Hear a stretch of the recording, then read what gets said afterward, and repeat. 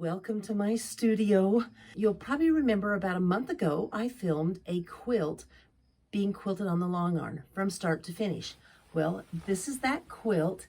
It's this Modern Irish Chain Quilt. I'm really anxious to finish this. All it needs is the binding because it has this raw cut edge. So I'm going to teach you how to make a binding today. And we're going to start with how you figure the amount of fabric you have to buy. So I've measured the width of this quilt is 74 inches wide and it's 91 inches long. So you add 74 and 74 and 91 and 91 together and you get 330 inches. That's the outside dimension of your quilt. Then you're going to use fabric that is 42 inches wide. So how much do you buy? Well, let me tell you. You've got that number of 330 inches. You're going to divide it by the width of your fabric, which is 42 inches. And that is going to come out to be 7.85 in my case. 7.85 is almost 8 strips, but we're going to round it up to 8, and I might even do 9 strips of the fabric. But again, how much length of fabric do I buy? Well, I cut my bindings at 2.5 inches. So I take a 2.5 inch strip times 8 or 9, because I'm probably going to do one over in this case. And I times that by the 2.5 inches. So if you times 8 by 2.5 inches, you get 20 inches. Or you could round it up at the fabric store if they won't sell it to you by the inches. You maybe want a little extra because they may not cut it straight. So that way, get up like 5/8 of a yard. So when you get your fabric, you cut it into 2.5 inch strips. And then I'm going to show you how to miter those strips and how to sew them onto your quilt so you have a perfect, nice, flat binding. Let's get started. Okay, the first thing, you want to start out with 2 strips of your binding. And you want to sew them right sides together on the angle. So what I'm going to do is lay them over like this. This is how you get that miter corner. Here we are, corner to corner. And I'm going to put a chalk line so I know where to sew.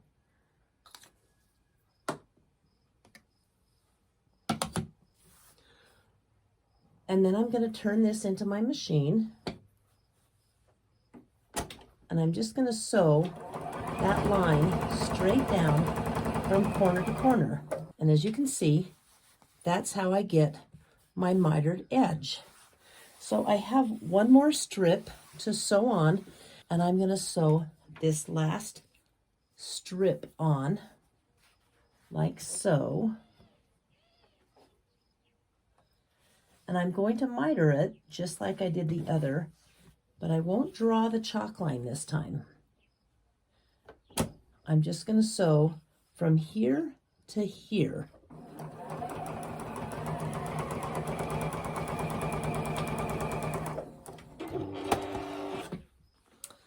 When it comes time to stitching the binding down, I'm going to switch to navy blue. I don't want it to show with white thread. So then you've sewed your right sides together and you just flip them over, and look at that. You have a nice little miter. Then you want to trim it with your scissors. You're going to trim it to about 1/4 inch. And we're ready to press our binding before we put it on the quilt. So when I say I'm making binding, this is what I do. I sew my strips together, and then I come to the ironing table and I fold the raw edge to the raw edge with the outside facing out. So wrong sides are together, and you give it a good press all the way down. Now, when you come to a spot where you've mitered your binding, right here, what you want to do is open it up and press it flat. And that way you're going to have less bulk in your binding. So that's pressed flat as a little pancake, and we'll continue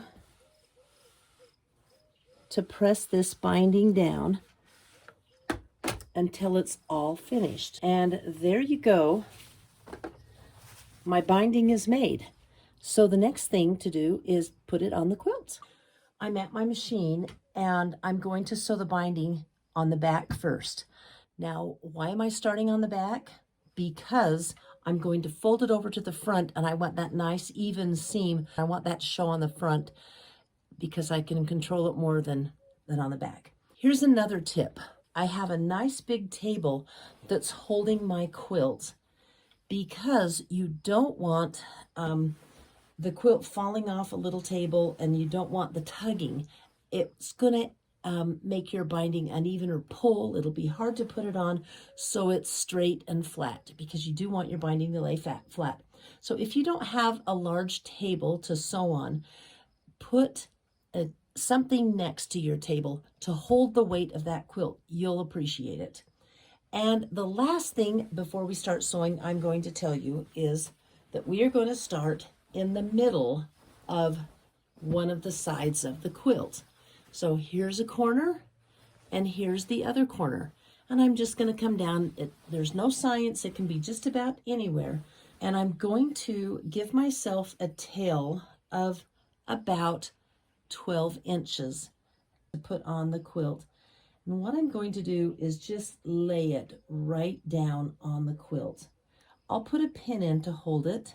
Another tip, when you put a binding on a quilt, you don't want to stretch the binding. It's going to make your quilt wavy, but you want to lay your binding on your quilt and just hold it down flat.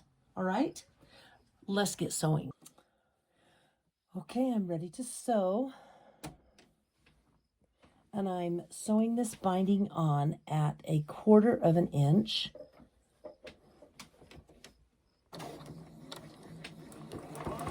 And all the excitement happens when we get to a corner.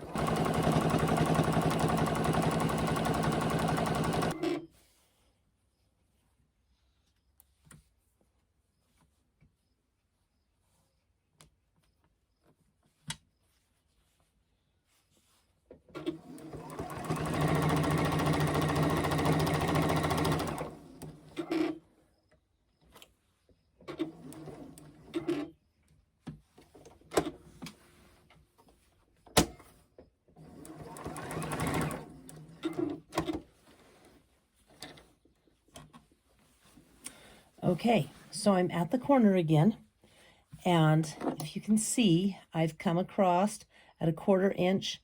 I've pivoted to the corner and ran my stitch off to the edge of the quilt. And then I'm going to lay the binding back like this. Holding it, I'm going to pull it forward, making that corner. And then I'm going to use a pin to hold it down while I sew that corner down.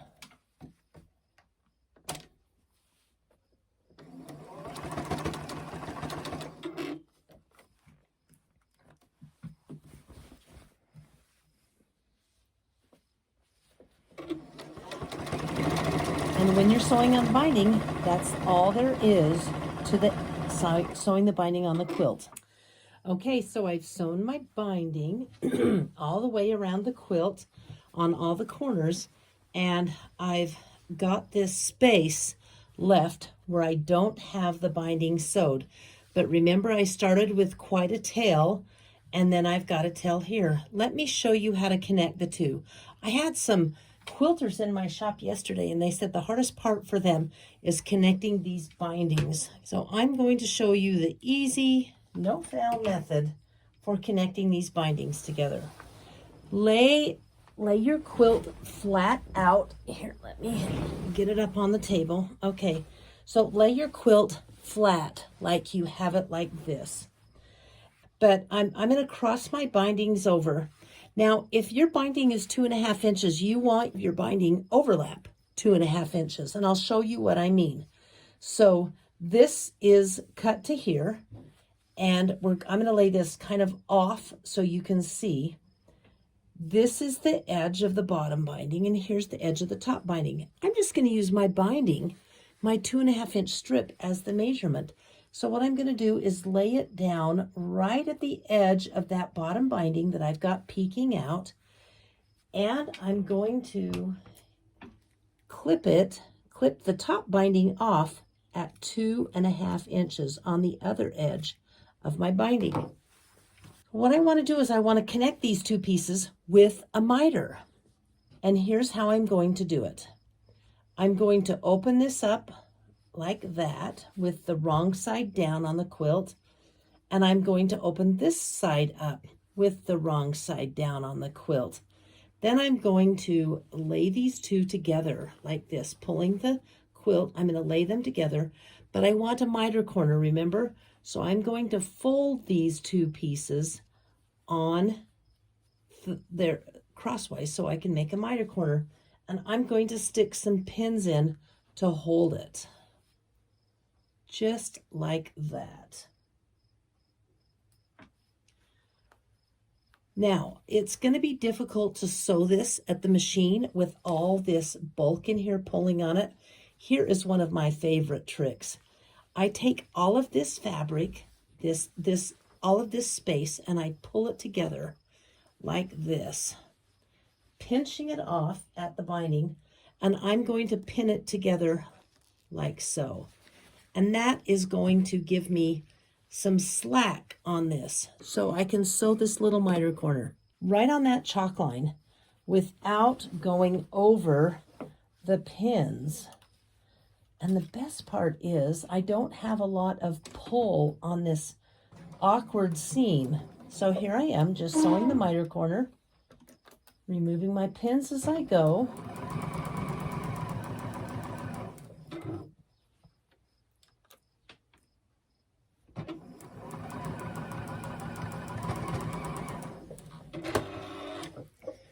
And look at that.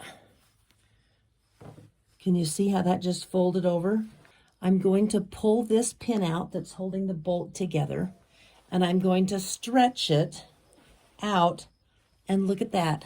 It's a perfect fit in there. But before I sew it down, I'm going to trim the bulk off of this at 1/4 inch, leaving a 1/4 inch seam. Throw this away. So I'm going to finger press it with my roller so it's going to lay flat.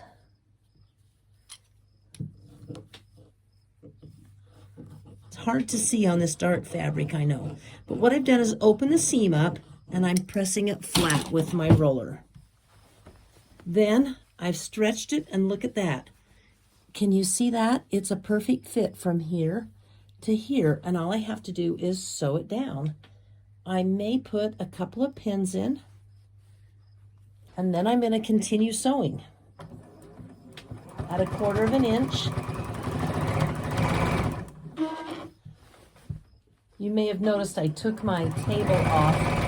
I wanted the flatter table to be able to show you how to do that.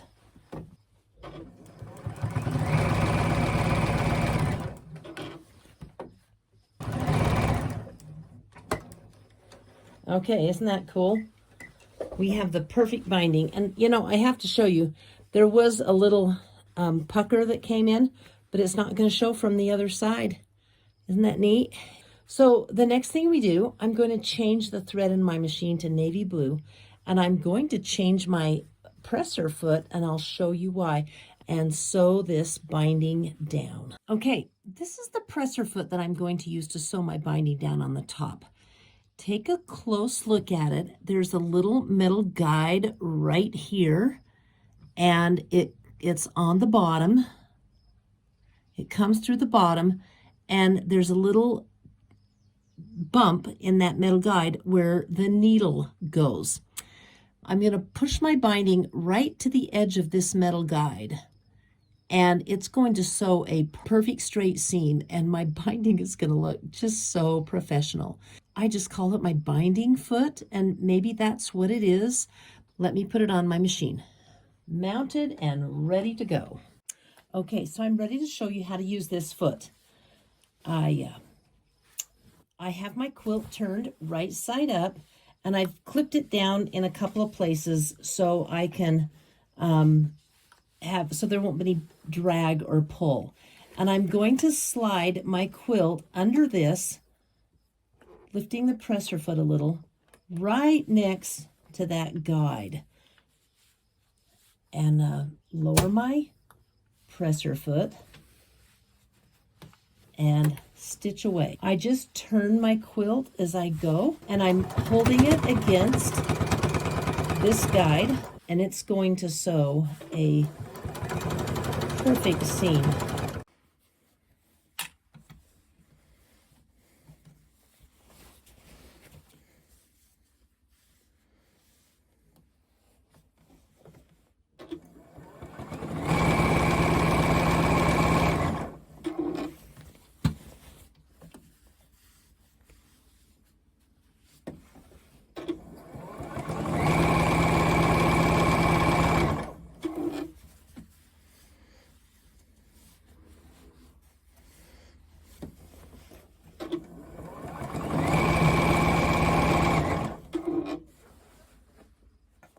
So I've sewed down, and this just naturally wants to fold this way. I'll use my stiletto to show you, but I'm going to fold it back from the bottom up, like so. And we're going to clip it with a Wonder Clip to hold it in place. And I always clip it in a couple of places to make sure there's really no stress on the, or pull on the seam. And then I want to fold this piece on the bottom all the way down like this. Notice I'm using my stiletto, this my favorite tool. I'm going to hold it down like so, and then I'm going to fold it over. And look at that. It stops at a perfect point. So I'm going to put another clip in to make sure it's being held right, and I'm going to use my stiletto to hold this corner in place while I sew this seam to the corner. Taking the clip out.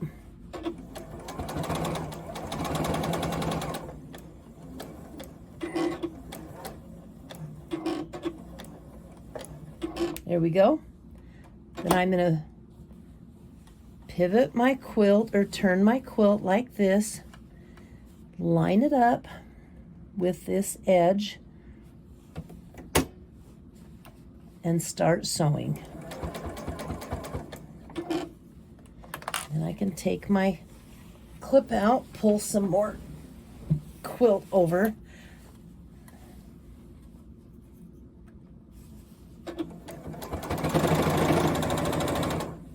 We have another perfect corner. Isn't that cool? You can do this. It's so easy. Okay, I am at the finish line. See this binder clip? That's where I started. Let's just finish up this binding. Removing the clip. They're easier to not sew over than pins are. Okay.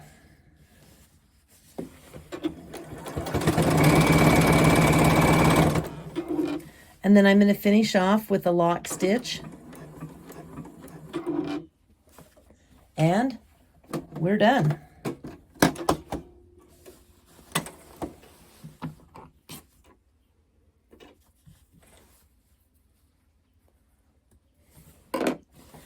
I wanted to show you a close-up of what the quilt looks like, or what the binding looks like with the thread. It's hard to see with navy on navy, but look at how even those stitches are. Isn't that fantastic? And that comes from using that corner, the binding foot. So that's what that comes from. If you want, you can stitch down these corners by hand, or sometimes I run a machine stitch up to here and back again when I'm binding, but it's really not necessary. It's finished. Isn't this quilt gorgeous? It is so cuddly. I hope you learned something about binding a quilt, just how easy it is. Don't be intimidated by it. Watch the video over again and you're going to be a pro at binding your quilts. If you learned something from my video today, I'd appreciate it if you would share or like it and then subscribe. You can share it too. That would be great. Thanks for joining me, and I'll see you again next week. Have a wonderful week.